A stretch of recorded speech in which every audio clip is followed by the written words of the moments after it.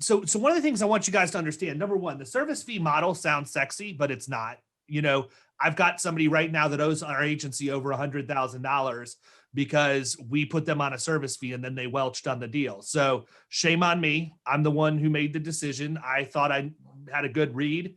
Obviously I didn't, and they owe me a lot of money. So you run that risk, right? When you have these big service fees on these accounts. But the other thing I want you to remember is when you set that fee, you're basically setting the benchmark for what your compensation needs to be. So everybody hears me tell the story about the chicken facility, but think about this. If I go into an account and I would have made only 2 minutes, 70,000. And this is, I'm telling you this story because it's really important that you guys think this way. If you think going down the service fee path makes sense in the future, I go into an account and I would have made 65, 70,000 in commission, but I can see some real low hanging fruit where I'm going to either be able to file an aggravated inequity and get some money back, or there's just other things in their total cost of risk that I know we can make improvements on very quickly, which are ultimately going to drive premium down in a faster way. I'm setting the baseline. So in that case, I may say, look, I'll come in and I'll do the work for 50,000 this year. Well, when the next renewal rolls around, or even 2 years down the road, if we've done the work and the premium drops, that account may only be paying out 30 to 35 in premium now. But because I set my service fee at $50,000, I'm going to make more money in the long run.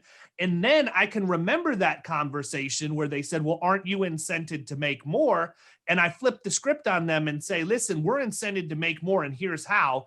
I either give them the two options with the flat fee and the gain share, or I'll remind them of that conversation 2 years later and say, hey, remember when I told you I was incented to make more? I am. I dropped your rates through the roof. I mean, through the floor. It's time to talk about maybe we get a little bit of an increase on our fee because we've delivered exceptional results for you.